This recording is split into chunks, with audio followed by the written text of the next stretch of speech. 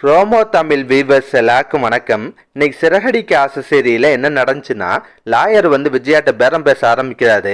இங்க பாருங்கம்மா, அந்த பையில ஜெயிலுக்கு அனுப்புறதுனால உங்களுக்கு என்ன லாபம்? அதுக்கு பதிலாக நீங்க கேஸை வாபஸ் வாங்குங்க, உங்களுக்கு நான் பணம் தரேன்றாரு. பணம்னு சொன்னோன்னு விஜயா வாயை புழக்கிறாங்க. எவ்வளவு பணம் கிடைக்குன்னு விசாரிக்கிறாங்க. லாயர் ஆரம்பத்துல 50,000 ரூபா தரேன்றாரு. ஆனா விஜயா அதெல்லாம் பத்தாது, 2 லட்ச ரூபா பணம் கொடுத்தாதான் கேஸை வாபஸ் வாங்குவேன்றாங்க. லாயரும் விஜயா கிட்ட பணத்தை எடுத்து வைக்கிறாரு. அப்ப கூட விஜயா லைட்டா கிரிமினலா தான் யோசிக்கிறாங்க. அவங்க காசு வாங்கின விஷயம் வெளியே தெரிஞ்சு அசிங்கமாயிரும்ல. அதனால விஜயா சொல்றாங்க, இங்க பாருங்க சார், அந்த பையலோட வாழ்க்கை போயிரும், படிப்பு போயிரும் சொல்ல வந்தா பாவனு கேஸை வாபஸ் வாங்குறேன். ஆனா நான் பணம் வாங்கின விஷயம் வெளியெல்லாம் தெரியக்கூடாது, அதை நீங்க எங்க வீட்டுல எல்லாம் சொல்லக்கூடாதுன்றாங்க. வக்கீல அதெல்லாம் நான் சொல்ல மாட்டேமான்றாரு. சின்னதா ஒரு பஞ்சாயத்து பண்ணி வக்கீல் ஒரு 3 லட்ச ரூபா அட்டையை போட்டாரு. அதுக்கப்புறம் நடக்குதுன்னா, வக்கீல் விஜய கேஸ வாபஸ் வாங்கின விஷயத்த முத்து கால் பண்ணி சொல்றாரு. அதை கேட்டோன்னா முத்துக்கெல்லாம் செம ஹாப்பியாகுது. வீட்டுல இருக்க எல்லாத்தையுமே சொல்றாரு.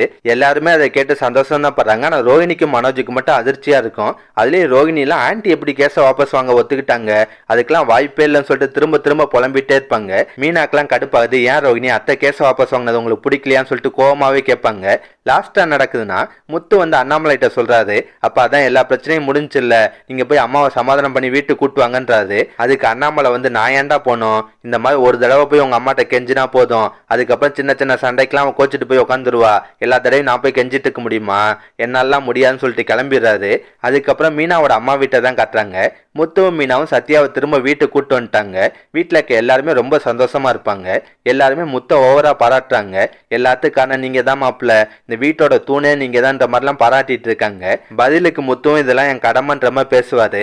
லாஸ்டா நடக்குதுன்னா, சிட்டிக்கு சத்யா கேஸ்ல தப்பிச்ச விஷயம் தெரிய வருது. செம கடுப்பாடுறாரு. வேற ஏதாவது விஷயத்துல பிளான் பண்ணி சத்யாவை பெருசா மாட்டிடணுன்ற மாதிரி நினைக்கிறாரு. அப்ப என்ன நடக்குதுன்னா, சிட்டி கண்ட்ரோல்ல இருக்கார்ல தினேஷ், அவர் வெளியே கிளம்புறாரு. பாஸ், ஒரே ரூமுக்குள்ள இருக்க ரொம்ப போர் அடிக்குது பாஸ், நான் அப்படியே ஜாலியா வெளியே போயிட்டு வரேன்னு சொல்லிட்டு கிளம்புறாரு. அதை பார்த்தா சிட்டிக்கு செம கடுப்பாது. டே என்ன விளாடுறியா, நீ நல்லா இருக்க விஷயம் ரோஹிணி தெரிஞ்சு அவள்கிட்ட இருந்து எப்படா காசு வாங்குறதுன்னு கேட்கிறாரு. பதிலுக்கு தினேஷ் அவர் ரொம்ப திமிரு பிடிச்சவ பாஸ், அவள்கிட்ட இருந்தெல்லாம் ஈஸியா காசெல்லாம் வாங்க முடியாதுன்றாரு. ஏற்கனவே கோவத்துல இந்த சிட்டிக்கு இன்னும் டென்ஷன் ஆகுது. மொத்த கோவமும் ரோஹிணி மேல திரும்புது. அவள்கிட்ட இருந்து எப்படி பணம் வாங்கணும்னு எனக்கு நல்லாவே தெரியும், நீ முதல்ல ரூம்குள்ள போடான்வாரு. அதோட தான் எனக்கு சீரியல்ல முடிச்சிருந்தாங்க. இதுக்கப்புறம் நடக்கும்னா, சிட்டி ரோஹிணி கால் பண்ணி பணம் கேட்டு மிரட்டுவாரு. எனக்கு உடனே பணம் வேணும், அப்பதான் இவனை காப்பாற்ற முடியும், இல்லைன்னா இவன் சாவுக்கு நீங்க தான் காரணம், நான் போலீஸ்ல உங்களை மாட்டி விட்டுருவேன்ற மாதிரிலாம் மிரட்டுவாரு. இந்த மாதிரி சீன்லாம் நாளைக்கு வருங்க. இதை தவிர முத்து விஜயாவை பார்த்து சமாதானம் பண்ணி வீட்டுக்கு கூப்பிடுறாரு.